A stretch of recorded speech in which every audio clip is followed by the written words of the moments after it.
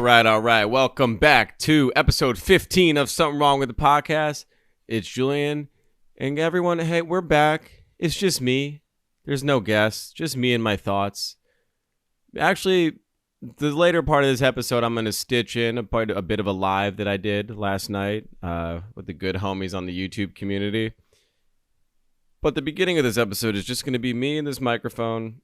And I think we're long overdue for just a solo episode. I think the topic of today's episode, I'm going to speak in depth to an extent on a recent journey that I've been on of personal growth, which has led for me to be quite recluse and off the internet lately these days. And it's funny, like the less you communicate on the timeline and the more you communicate with my therapist. I have a therapist, so a round of applause for that. Woo, crowd noise. I have done it. I found a therapist that I respect and one that has worked great with me. Mind you, we're only 2 sessions into the therapy, and as all of you know, therapy isn't something where, you know, by the 10th treatment, the 10th session, you get a punch card and you're healed. It's a lifelong thing, and I, like many things I take seriously, and I'm very excited to take on this and grow just into, I'm in my early 30s. I'm excited to grow throughout this entire decade and on to the next and just be a better version of myself. I have spoken to people I've been close with about this journey thus far, and I've said when in my younger years, when I was in college, I was mostly like academic focused, and you're chasing that, what's your ceiling there, and then graduating college, and when I was teaching in Chicago, you start really looking at yourself and what you want to do and how you want to develop and how you want to be seen in the world. And I kept putting my I'd say like the other things by the wayside. So I'm trying to find the correct way to articulate this, but basically ignoring things that I know I should be working on to further my career, to further my social life, or certain things in my life. I was prioritizing things other than working on myself and growing more so with my relationships with substance and with women. I continued to belabor the addressing those two things. So time is fast forward, and now I'm at a place where it's now's the time. And I've thought, well, what if I started the work years ago? I'd probably be in a better place by now. But I am a firm believer of everything happens for a reason, and when stuff happens, it's because you're ready for it to happen now. I did try therapy once when I was in Chicago. It was not great. The guy was not for me. Just didn't get it done. So I found someone here by way of a friend. And my initial conversation with him was an hour and a half, and it was amazing. I felt very comfortable, and like all good therapists, he's a great listener. And yeah, we're 2 weeks in, 2 sessions in. We're trying to keep a weekly schedule afloat. And it's just really changed my perspective, honestly, on how I've always liked to think that I can, if I put my mind to something, I can change the circumstances to create a better outcome. Meaning, like, I've been pretty open about my substance abuse in the past, where if I say, hey, this is getting out of control, I need to stop, I can stop it. And it's a matter of, okay, just stop doing the very thing that inflicts pain. Done.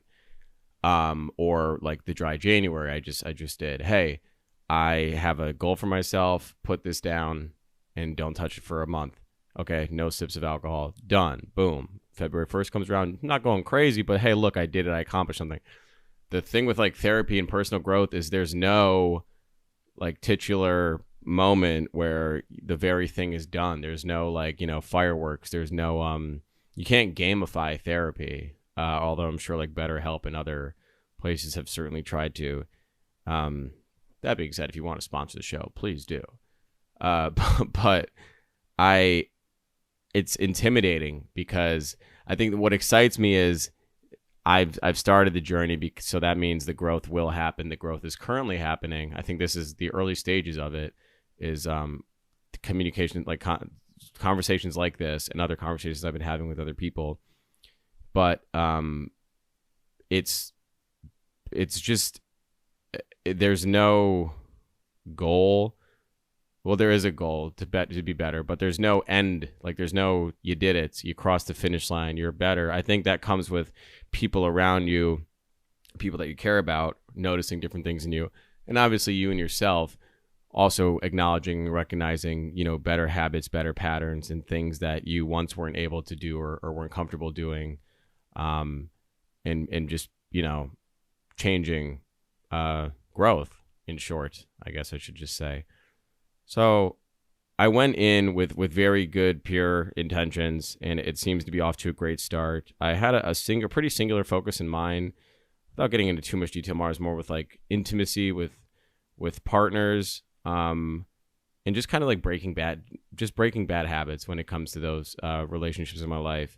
And in doing so, I've rather quickly discovered, and not to my surprise, I think surprisingly in how quickly these things have all come about, but there's a very like clear through line between all of these events and how I've kind of built up like this calloused approach to a very like significant portion of one's life, and it's kind of exciting. It's very exciting to acknowledge these things, unearth and share details or stories of things that I didn't think would relate. Like if there's 3 stories, A, B, and C, never thought C related to A, but somehow, they have more in common than B does, even though B was more closely in the timeline of events. And I don't know, my mind is just like in a completely different space. And I don't seek comfort in the sense that like when people get a cushy job, or when people find the things that just make their life go on autopilot, that seems to be what makes me uncomfortable. And it has like the adverse effect. So I like how much this has challenged me. I like how much this makes me think. I like am craving these therapy sessions. I'm like want to continue to do this. It truly is one of the most exciting things I've taken on in quite a while. I would say certainly this year, in terms of like it's huge moments in my life, starting this show, which in itself was a risk that my therapist doesn't even know that I do. He has no idea. And then second would be the therapy. There's a few other things don't need to talk about, but certainly two of the biggest things I've taken on thus far this year, both with a healthy amount of fear and excitement, just to see taking risks as one should. I think it's healthy to take risks, and if you fall flat, so be it, but you don't really get to see what you're capable of or challenge yourself if you don't take a small leap. Not everything has to be the craziest thing. I'm not saying start a fucking podcast and become like a talking head, but whatever that is within your world, try it. Why not? Just don't film it. Don't do this. Just don't, whatever you're trying, don't film it.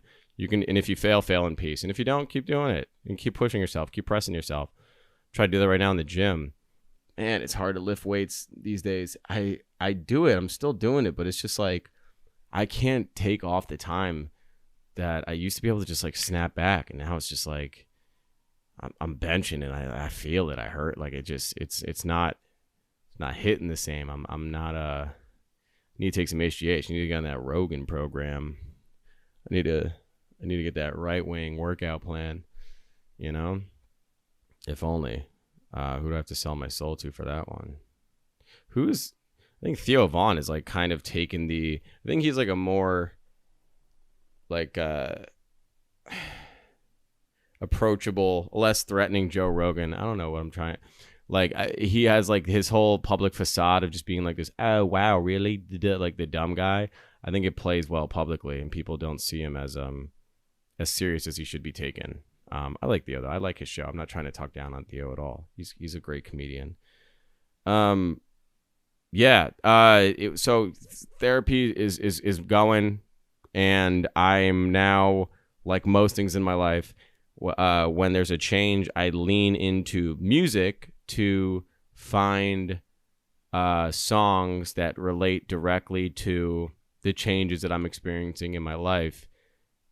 And in doing so, this is how random my mind works. In doing so, I rediscovered the 2009 Kings of Leon album, Only by the Night, Only Be the Night. I forgot the name of the album. There's one track in it particular. It's called Revelry. God, I love this song. So this song covers the lead singer. It's a journey about him basically ruining a healthy relationship. He keeps failing in these relationships, admitting that the breakup is his fault, and it's because he's partying too hard, and he is seemingly for the first time realizes that he made a mistake, and he falls into a deep depression because of the mistake he made by letting this relationship go. And he's learning that this cycle of revelry, which is like, the partying, constant drinking, and chasing and drugs and chasing that high, chasing the dragon,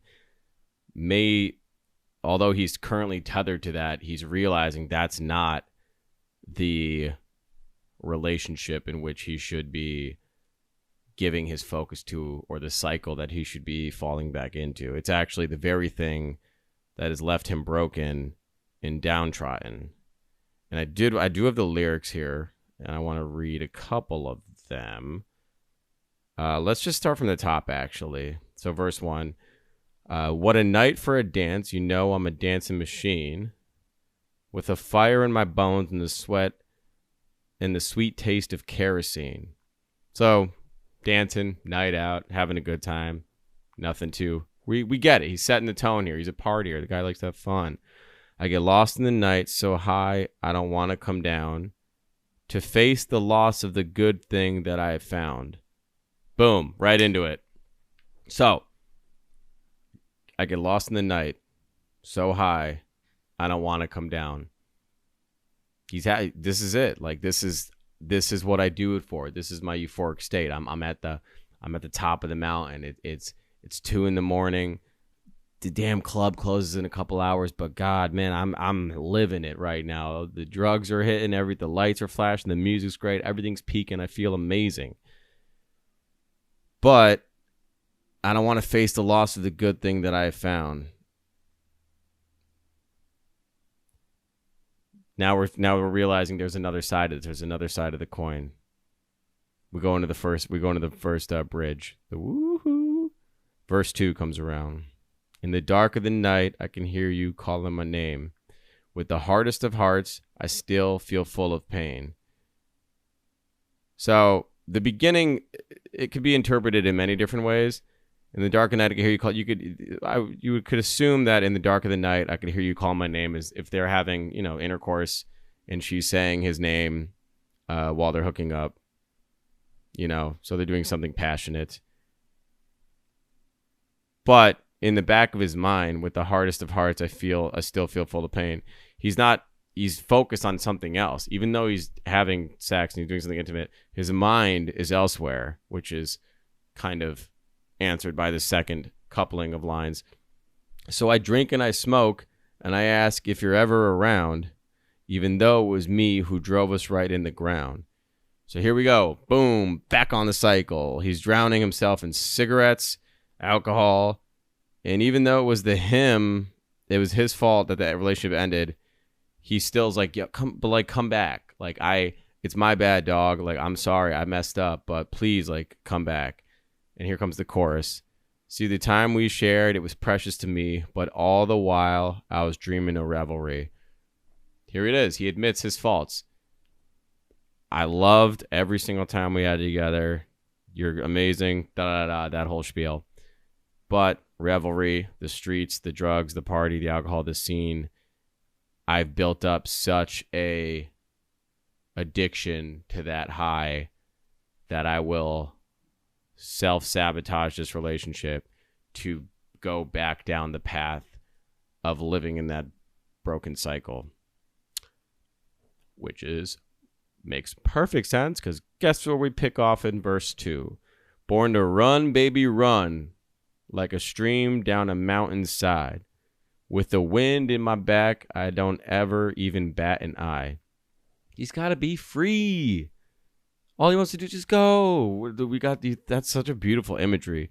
Run, baby, run like the stream down a mountainside. We're just picturing him running downhill like water flowing down a river, down a mountainside. The wind in my back. He's even got the wind, a nice headwind. It's just everything is going. He doesn't even bat an eye. He's just hyper focused on this high. He keeps running. He's chasing himself. Just know it was you all along who had a hold of my heart. But the demon and me were best friends from the start.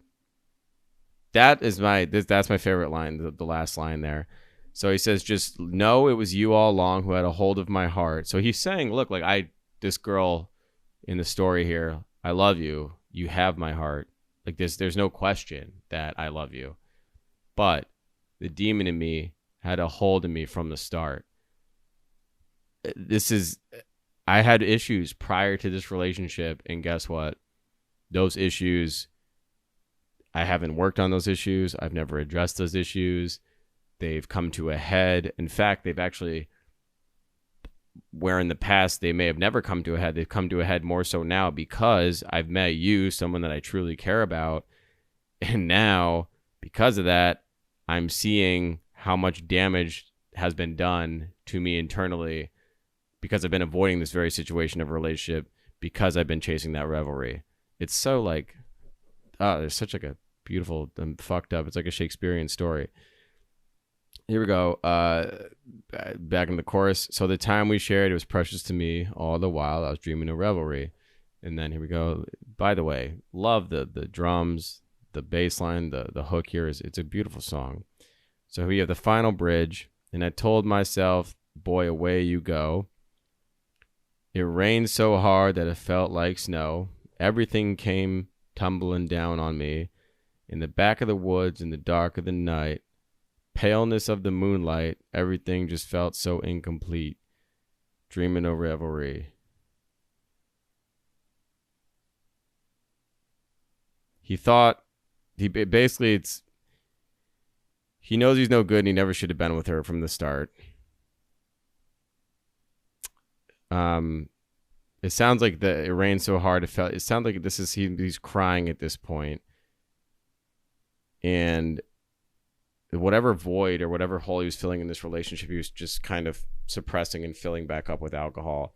And then boom, like the cycle begets itself. Like he's just gonna go back to, you can honestly just play this song in a loop. That's kind of what's the journey of this song. It's a cyclical nature, which would lead us back into verse 1 where he says, what a night for a dance. You know, I'm a dancing machine. Now we're back on the high. We're back on square one.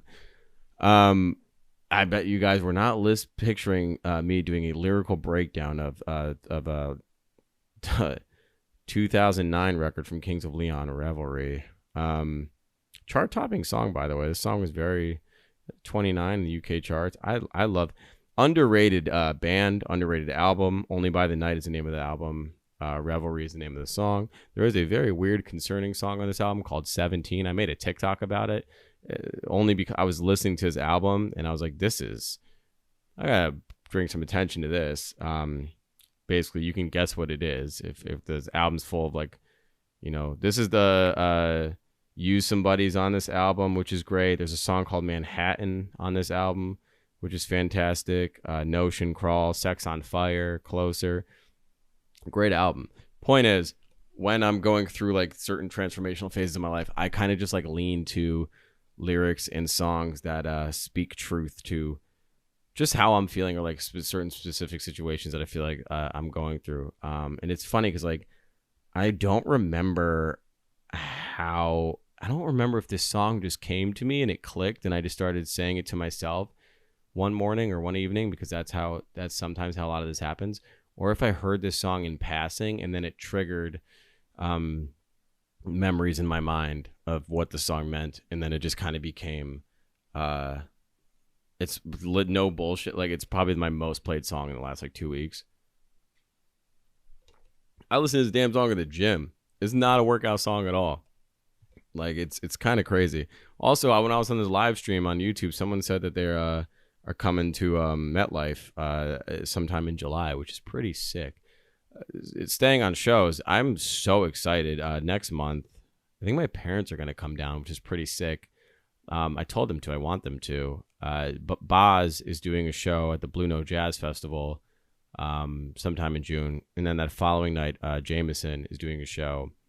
And I will be at both if you guys care to pull up. I plan on bringing my parents. I want to have my parents have a little industry weekend with me where they meet some of my friends, and including these artists, and just have like a fun little proper New York sceney weekend with their youngest, which should be a good time.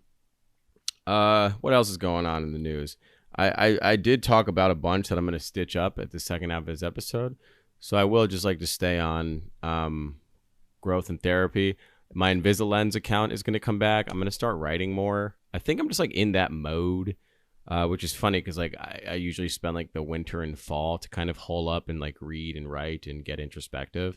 But this is all happening to me in the precipice of summer. So I kind of have to just carry that into this season. Whereas before, I think this is where most people like release their inhibitions. Feel it rain on your skin. No, shout out Vanessa Carlton, and just kind of like go about more of a carefree, willy-nilly summer span. It's funny. I'm like texting a lot of my friends, and some of them are like, yeah, like it's that time of year. Like my ex keeps texting me, or like this girl that I used to date, or this. Everyone's like, coming back around for the summer and trying to, either reconnect an old thing for an old fling, or just build up some, early onset version of a roster. It's funny how cyclical life is, down to the not even on like the macro scale, like in terms of the solar system spinning and like our 24-hour day clock of or like a calendar, so to speak, but down to the social life of a young working man and women in New York City. It's so funny to see, because I have so many friends. Our friend group overlaps in so many different ways, and so from this group hooked up with this person from that group, and this person hooked up from this, and it's like every year we add like another check mark box. Someone did something here with this guy, now all of a sudden they know each other, and it's like this weird web that we weave. And it just seems like every time when you think that there has been a chapter closed, or like a stone left, it's just something streamed down the river, and you don't think you're ever going to come see it again, it somehow comes washing upon your shores, and you're like, you again. Hey, it's been what, 7-8 months, or 2 years in some cases. I had this like wild instance in therapy. I was talking about a show that I went to with a friend, and I was like, yeah, like I haven't seen him since we went to this event, and actually I was like, I don't remember the date. And I grabbed my phone and I looked. I did this in front of my therapist. I was looking at it. I was like, yeah, it had to have been like, last year, maybe. I was like, maybe a year ago. I look at my phone. The event was in 2023. I was like, this shit happened it was 2 years ago. This very thing that I thought that happened no more than a year ago, in fact, happened in twice that amount of time, which is crazy. I mean, it's wild how everything moves so fast. And then it's like, I also, you live in such a bubble, no matter where you live, and there's patterns. People have their coffee shops, their, where they get their news from, their local bodega, etc. And you just cannot avoid. It's just you run into the same people. It's like when people are like, you go to I went to a small liberal arts college, but I know a lot of people that went to like a giant state school.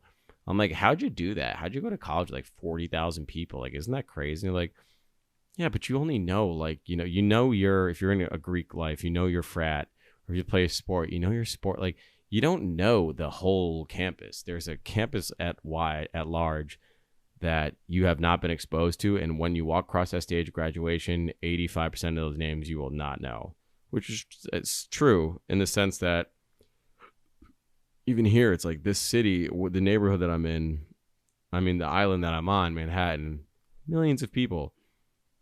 I see regularly the same grouping of people, and I'm not complaining that by any means. Well, there are some people that I don't care to ever see again. Unfortunately, they have like a decent amount of influence, not like social influence, like an influencer. I mean, in terms of like they own certain restaurants or bars, like their business is tethered into my life in some aspect. I can only avoid so many restaurants is kind of what I'm saying, or like, you know, bars, but kudos to them. Everybody deserves, you know, success or whatever to live a decent life. Actually, that's not true. Some of these people suck, and they know that. They know they suck. Why am I like pretending like these are good people? There's some shit slime people in this city that I got to a point where I took offense that people that I called friends were also good friends with these people. So I just said, fuck the whole crew. Like, you're done. Even though I don't like you associate with this person. I'll give you the opportunity to like say what's up, but they're like, why are you so cool? And if it's like some, you know, frivolous bullshit reason, or like, well, you know, yeah, he lets us skip the line to go into the club, or like he gives us a table. If your relationship is purely based off first entry into a club, or like a comped shitty bottle of tequila, keep the friendship, bro. You got it. That's, if you value that side of things, take it, buddy. I'm gonna leave. I'm gonna go elsewhere.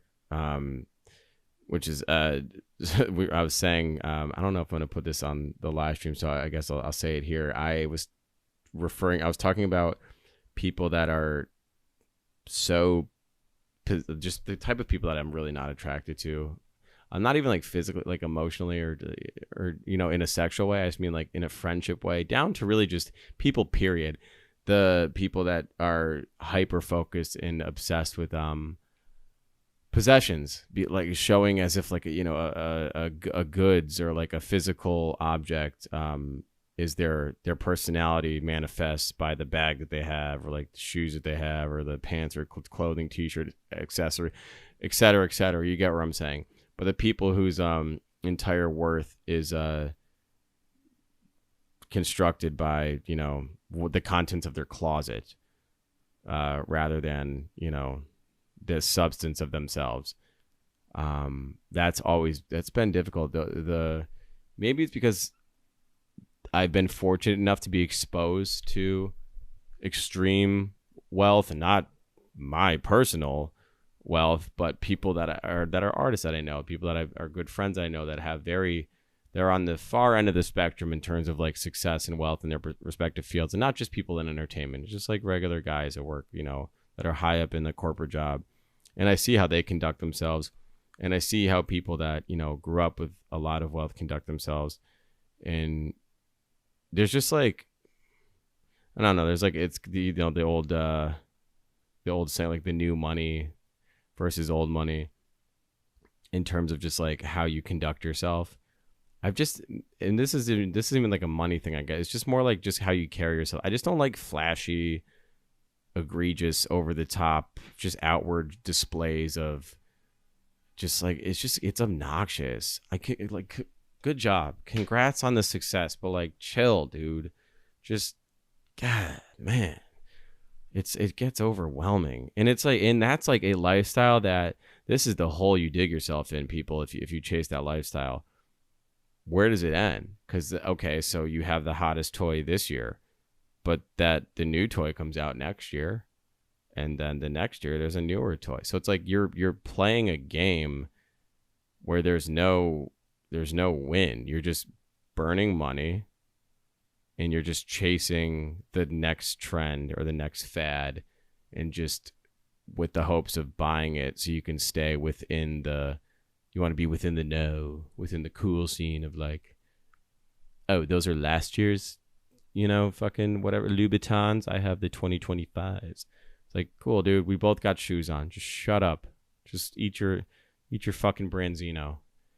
Like, what difference does it make? Why we got to do this game? Why does everything have to be a competition? I hate that. I hate the overly competitive.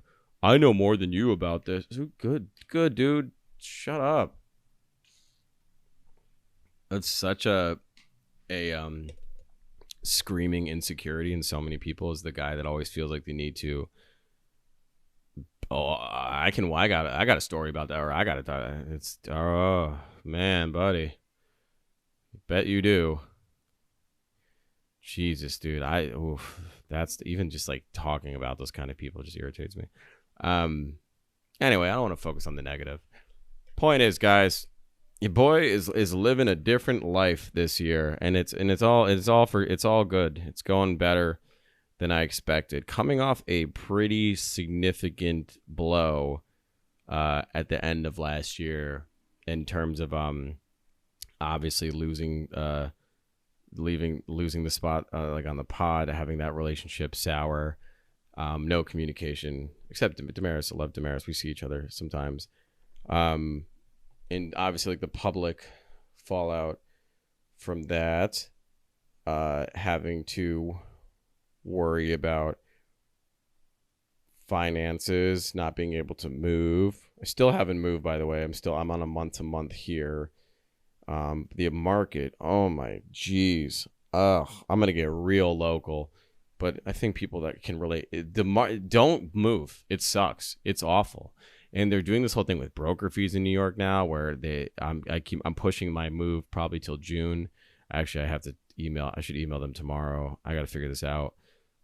Because the market is trash, and I guess broker fees in the city are going to go away in June, meaning, if you're not familiar, basically when you move, so say your rent is $1,000, which is not at all true in New York. I'm just putting a round number so no one raises their eyebrows at how much rent actually is in New York.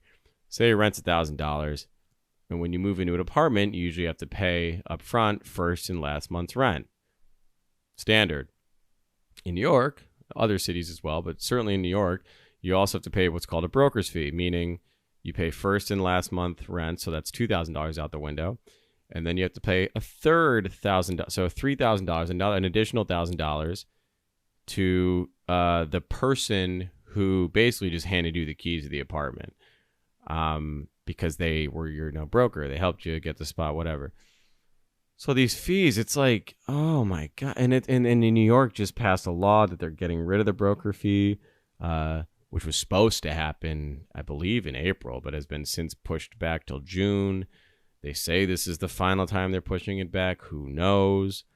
Then I got on a call with a realtor, and all he said is, you do understand that although broker fees are going to be gone, all they're going to do is tack that on to the cost of the apartment itself. So then here's scenario B.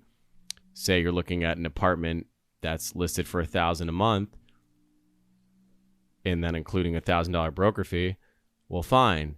It won't be $1,000 a month apartment. Now it'll be, it'll be $1,200 a month, no broker's fee. So they're just tacking on the broker's fee onto the fee of the apartment itself.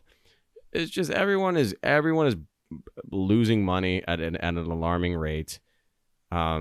Everything we're getting priced out of everyday items. It's become quite exhausting just living, just finding a comfortable routine financially, in this country, certainly in this city, but I'm sure across America, it is like, the thought of bringing in a family or like raising something here, the thought of just like getting a dog right now, I don't know how people, I can barely feed myself. It's such a disaster in terms of just like, how do you focus on, I started this whole episode talking about my therapist. Like, how do you focus on your growth, your personal growth, your own journey to bettering yourself, or just your career or anything that you want to, an art form or a book or any creative endeavor, when like your basic necessities are just nearly depleted on a week-to-week basis because you can hardly afford a damn thing. Like a part of being in a position to grow is like knowing that at the very least, like I think just, your basics, your everyday needs are met, so you can focus on yourself, so you can focus on you can't take time to reflect on old decisions you made and the person you're becoming if you can't even figure out what you're supposed to eat or how you're going to feed yourself in an hour or two. It's really hard to be introspective when you can't afford a dozen eggs. It's brutal out here. It's not good. It's bad times. But hey, hopefully the new Pope can fix that. All right. The rest of this episode, I'm going to stitch in some fun conversations that were had during my YouTube live stream. So please enjoy. I've been seeing on the timeline, at least today and yesterday, that gorilla conversation is back. The could 100 men take out one gorilla? And someone like reposted. We had a conversation about this on the old pod that I was involved with. Like I'm not saying like involved with. I mean like involved with, like I was on camera, and it was we were actually shooting at Rory's house at that time. It was quite a while ago.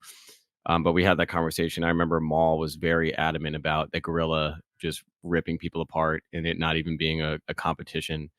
I forgot where I fell in that conversation, but I think the thought of 100 people in mass, like the thought of, like, if you've ever seen someone get jumped or if you've ever been jumped,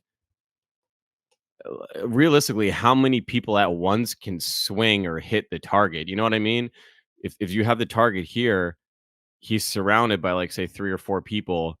Well, that second layer isn't going to have the ability to hit the enemy, meaning, if you're like 2, 3 layers of people in, that gorilla, like they're not gonna be able to touch the gorilla. The gorilla is gonna be able to like do his thing until those inner layers are kind of taken care of, killed. And then they would kind of work their way back out to the outer layers. Like, unless person 100 has a gun, then a person 100 isn't a threat to the gorilla because they physically can't touch the gorilla. So I think I would take the gorilla. I'm team gorilla. Let me do a poll in the chat right now. Let's do this while I ramble about why I think the gorilla would clean up. Start a poll. Let's do this. Who would win? Did I cover the Pope yet? I have not. Test your drugs. No. Obviously, I'm not a religious person, but I understand what that means to quite a large subset of people, including people that I know in my family too. But I think the conclave in itself is fascinating. I was reading some really cool statistics about the conclave. For those that don't know, what the conclave is the gathering of eligible people that could be the Pope of the cardinals. But what's cool about the conclave is, I didn't know this until I was reading an article about the whole process.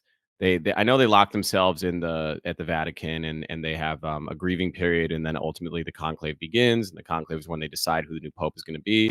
And I believe it was like, of the 300 and some odd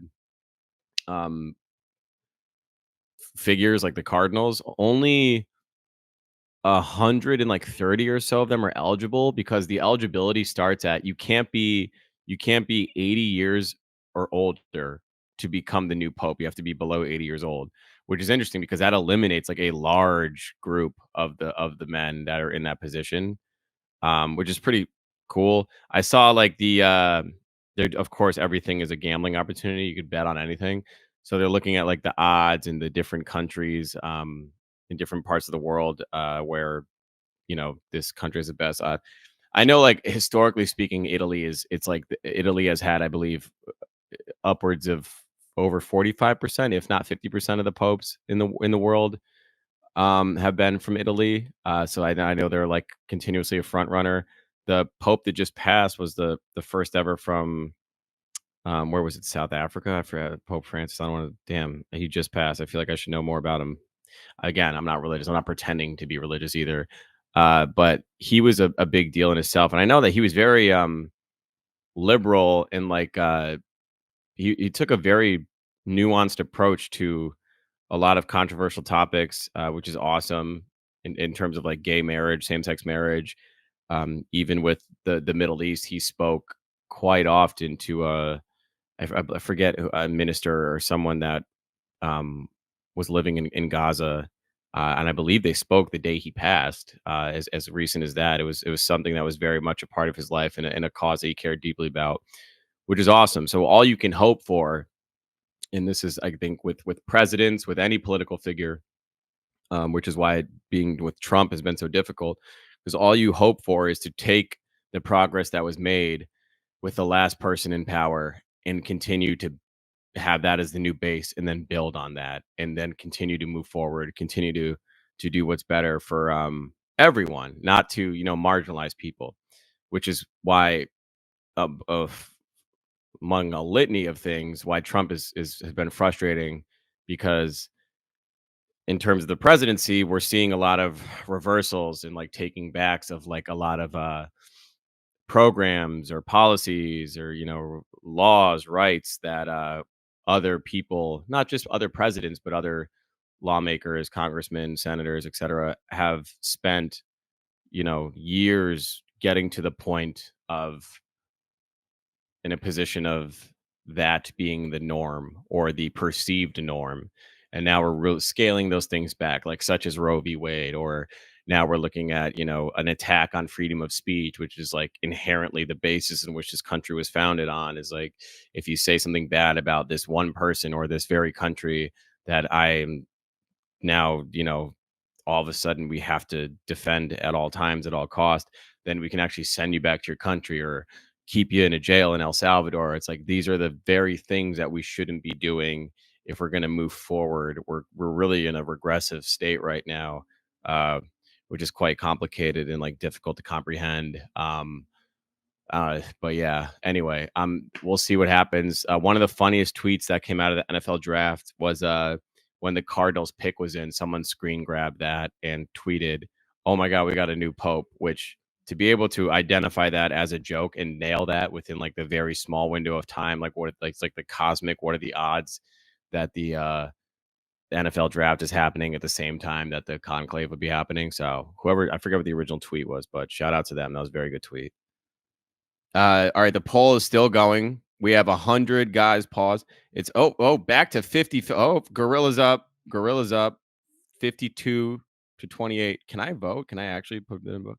I can't vote. So none of my votes, my vote doesn't count. Well, it doesn't matter. I can't do it anyway. How long do you think this fight would last? That's good. Well, then let's ask this question. Let's bring back the gorilla thing since the poll's still going up. If we're talking gorilla,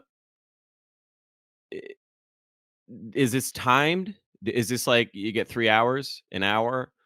And is it a matter of like, did the gorilla live it alive? Obviously, the gorilla dies, the whole thing ends. But if because like 100 guys, I mean, that's a lot of people to kill in one go. Like that's a lot. Like if the gorilla is like, yo, bro, you got 2 hours to kill 100 men, I would take the 100 guys, because then it's not so much about them killing each other. It's more about the men just surviving until the end of the allotted time, which that changes things. I don't want to change the scenario on our poll here. I know people think initially the poll is just who would win, so we're not putting time on it. But if it were timed within a reasonable amount of time, I would take at least one guy's going to survive. Nia said most men can't even fight. Well, I'm assuming if you're signing up for this experiment, you're a fighter. I wouldn't put like 100, you know, librarians or like biologists in the ring. We're making sure these are guys that are like, we're putting our best and brightest in there. We're putting our Andrew Tates in there. The guys that we fucking love and idolize. Let's do Shannon Sharpe. Pause. He's done enough damage. Shannon's cooked. I mean, he might be like, I'd take 25 Shannons versus a gorilla. I'm taking 10 Shannons versus a gorilla.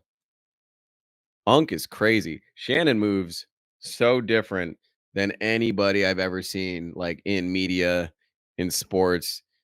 He just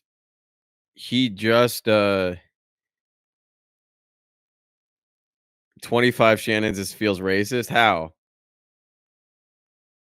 They're based. I mean, I was about to say a fuck. I was about to take that. I was about to take that joke and be. Uh, I was gonna say you have to put him in a home and away jersey so you could tell them apart. Shannon's fucked. Um, I mean, yeah, even his little screenshot that he posted from his lawyer, that's full unk mode. Uh, yeah, I mean, he did what's nasty. What I'm reading, what I've been seeing is he met this girl, I believe, at damn, I don't want to misspeak, but fuck it, he's already cooked. I think he may have met this girl at like a Diddy function or something like that. And I believe she started going to those when she was like 17 or 18. She was young. She was very young when she started attending these events. Because we can keep it a buck. Shannon was toying with her for a few years. She's 20 years old now. So you can assume that he's been, you know, messing with her for quite some time. And also, like, I don't know how no one's talked about this. Again, I haven't been too much on the timeline. No one's talking about okay, maybe not a Diddy party, but at a party. A party where there shouldn't be a freaking 18, 17-year-old girl. Just because she shows her asshole doesn't mean she's an adult. Um uh damn, that derailed my point. Oh yeah, the time of the assault, the time of the offense was, I believe, January 2nd. The year doesn't matter. Actually, I think it was this past year, New Year's.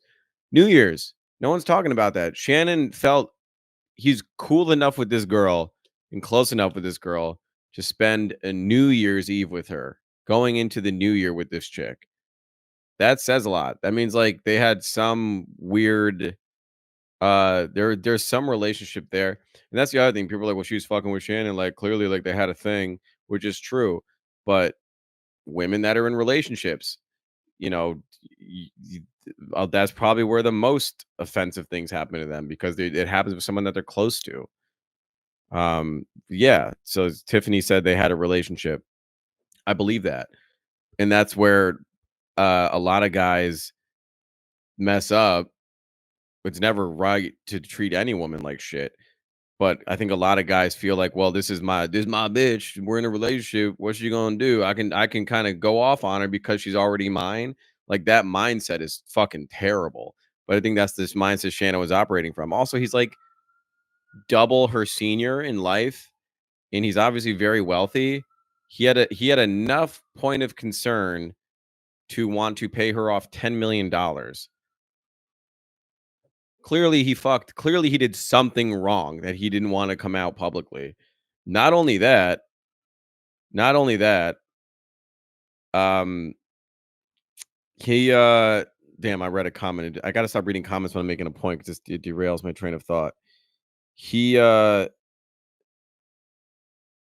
homie's defense. He said he offered her $10 million. She said no. She wanted 50. And then his defense was straight up release the full tape. If you're in like hot water, I feel like your go-to to get out of that water shouldn't be like, you only released 30 seconds, release the whole 10 minutes. What? That's no, dude. Why are you focused on that? It's weird. Like, what? I wonder what Skip has to say about this. Hmm. It's crazy. Nothing good's gonna come from that. Raymond, you're right. Like, I'm side eyeing people who bring up the age of consent. You should be, Elizabeth. It's weird. That's the other people. Like, she's legal. It's still weird, bro. You're like you're in your you're fucking 45, whatever. How old Shannon is? It's weird, bro. How old is Shannon Sharpe? I think he's older. He's much older than what I'm saying. I know he is. I don't feel like googling it. He's old, bro. Like stop. Old dudes, they get locked in this thing. It's weird. You're a fucking weirdo. And I'm not saying you deserve all this shit. Like, if you didn't do those things, then you shouldn't, be held accountable for things you didn't do. But if the shoe fit, like you're surrounding yourself with these young girls whose sole purpose is to put on lingerie, cup their asshole on Instagram, and then, extort people for money.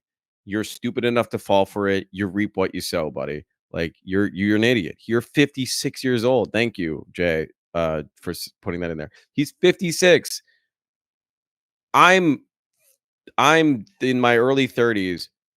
I have learned to stay away from girls that are like 24, 23. Like I'm already in that phase of fizzling out a certain demo just because I know there is a different set of like expectation and just like tolerance. My tolerance has fucking gone out the window when it comes to like social deficiencies and like a sense of entitlement or superiority when it comes to I want the fan. I was just talking to my mom about this.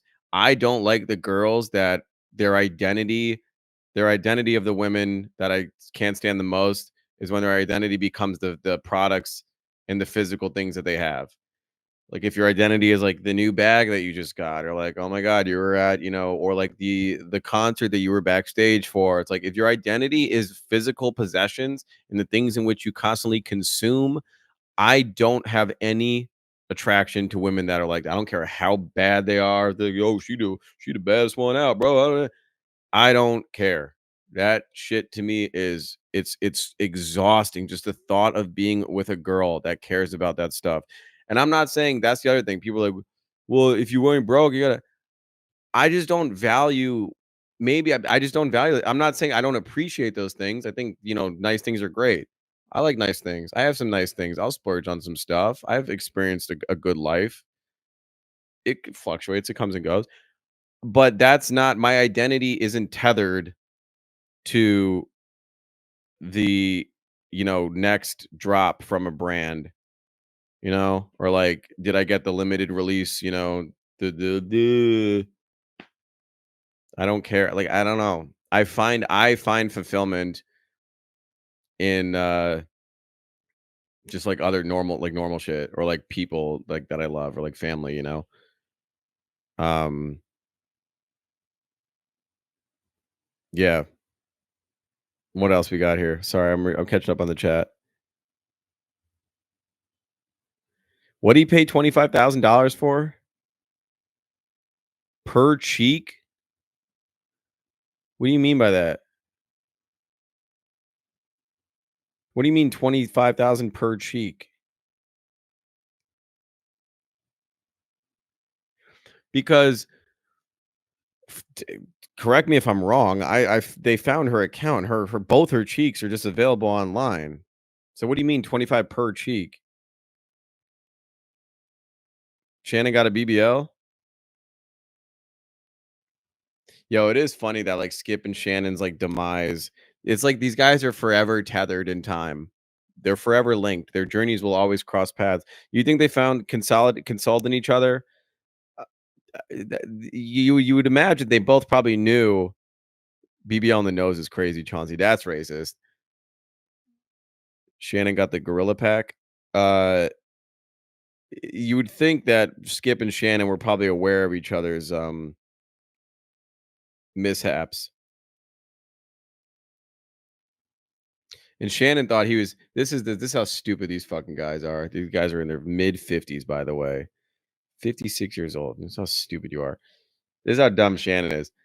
He saw Skip trying to fuck a coworker and said, Skip, you're doing it all wrong, bro. You can't eat. You can't shit where you eat. Skip. So he's criticizing Skip for trying to fuck Joy Taylor, but at the same time, he's very comfortable finding an OnlyFans girl that just turned 18, 17, probably when he started talking to her, and start diddling fiddling with that, because I'm not fucking where I work. I'm not eating where I play. I'm not whatever they said damn saying. Like he thinks that because there's like a degree of separation that he's like probably making like the mature adult decision.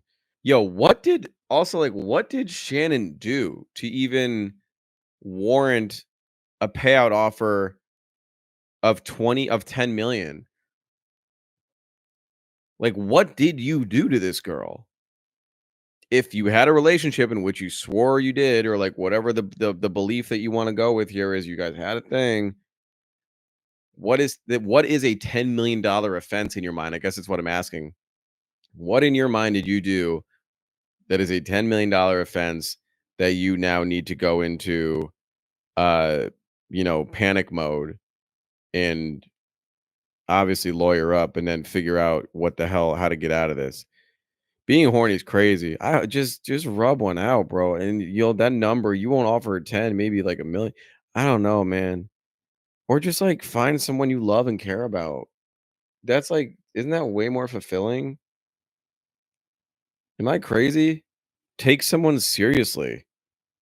I don't know. Maybe that's just like an old school concept. Tiffany said she said no and he manipulated her. I mean, yeah, like the money is kind of what makes these relationships not kind of the money is what makes these relationships even exist. These if you why else would a 56-year-old man and a 20-year-old girl know each other unless it's like one of his daughter's friends.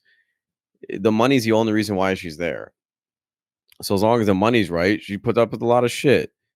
And Skip and Shannon, or in this case Shannon, thought that he had enough money to be able to cover all the bullshit he was putting her through.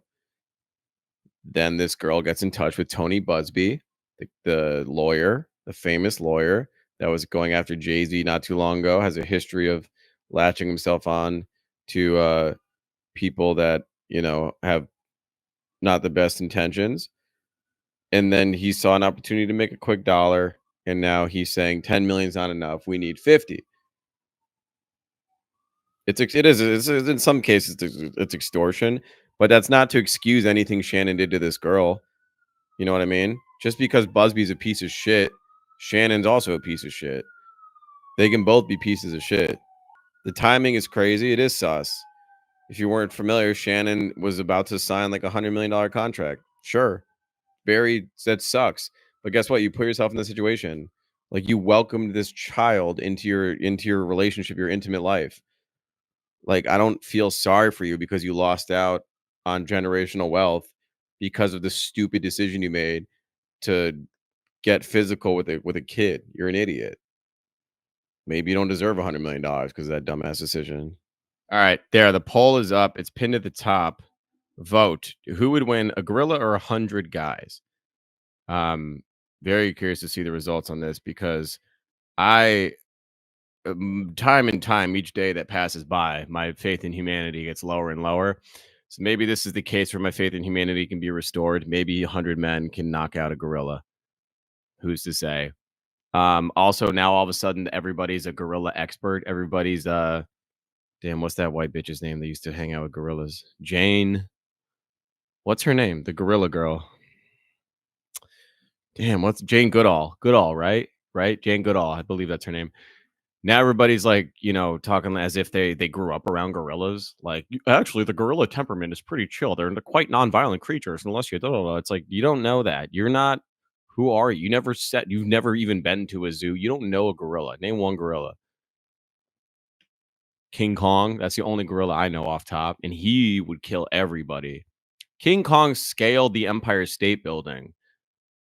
I'm athletic. I can't scale fucking put me on a rock wall with like those little web shoe, the toe shoes with the strap attached with the rope. That's still like that's different. If we're talking about pure strength, then it's not a competition. You just have to talk about the logistics of actually getting to the gorilla and how many people at once can access the gorilla. And you also have to manipulate gorilla brain. Like, is this a fair one where you can bring objects? Not fair. That's not a fair one. Is this where you can bring objects? And I'm not saying weapon objects. I mean objects such as a distraction. Like, can you bring a banana and like throw it and maybe the gorilla is occupied with that? Or can how cats, you bring like a string or like a piece of yarn or a laser pointer, and cats are like kind of, oh. Is there an equivalent like that for a gorilla? Can you distract it while you like take out its feet or throw a rock? Well, actually, no objects. We're just doing raw hand and feet combat, Joe Rogan style. Yeah, yeah. I don't know. I'm nervous for the whoever goes in there first. Whoever touches the gorilla first is absolutely fried. Just dead. You're done, cooked. And that, depending on how gruesome the first kill is, I think that sets the tone for the rest of the fight. So hear me out. If the first guy goes in there and he dies, but it's like, I mean, it's never chill seeing somebody die, but like say he died because like he got his chest kicked in and it was like internal blood damage, internal bleeding, and he just bled out internally. It's bad, but that's an internal, it's not like guy one goes up there and the gorilla just straight up like kicks his face and it pancakes his head. Like you're seeing just a human head look splat like a watermelon. That's a more violent, more that's a scary. I wouldn't. If I'm guy two, like if it's Squid Games, if we're numbered, if I have number two on my, I'm switching shirts with somebody else. I'm not. I don't want to be the other watermelon in this situation. I want to be like guy at least 20. Get 20 out the way to see how this shit's gonna play out. And also, I mean, they shouldn't go one by one. I'm just saying whoever gets killed first, that sets the tone for how the other 99 guys are gonna react. Did I see Sinners? No, I had a plan to see it last week. Hasn't happened, but I'm going this week with a friend of mine. There's a theater nearby where I live that has it on 70 millimeter. I also saw a tweet that this is the last week to see it on 70 millimeter. So I am, whether or not my friend goes, I'll be there. I'll go alone. I love going to theaters alone. That's not a problem. But yeah, I'm seeing it this week. I'm a huge fan of what Coogler's done uh, with his movies, and also the approach he took with how he's getting paid for this film and the public reception of this film. And to be honest, I want to let everybody know I've been very good about not getting spoilers. I haven't seen any clips from the movie. I've only seen screenshots, like clothing from like the period pieces. I haven't read any think pieces. I haven't read any reviews. Like all I learned, and I learned this a couple days ago, is that it's like Irish vampires. That's all I know. That's legit all I know about the movie. Um, and some of like the cast, but I don't know. I don't know anything. I don't know what happens. No spoilers. Do not spoil this for me. I'm happy to say that I don't have any spoilers, and they haven't come across my screen. But I'm very excited to see that, and I will talk about it in detail after I see it. All right, everybody. That was episode 15 of Something Wrong with the Podcast. I love you all. Thank you so much for being a part of this journey, and I will probably do this format soon. Again, I like this. I do a little rapid fire. I'll do a little intro, pick a topic at the top, get really deep and introspective, and then jump on a live. We'll spit ball, blah, blah, blah, spit the shit. Talk about Glorilla and Gorillas and Shannon Sharpe and Ski Up and do all the fun stuff in the middle. I got logged out of my voicemail thing, so I got to figure out how to get back in that. So I'm not neglecting calls. I just need to figure out how to get back into my my open phone. But please call the number because once I get back in, I will get back on the phone. And I love you all. Thank you so much and have a great week. Goodbye. Something wrong with the pussy.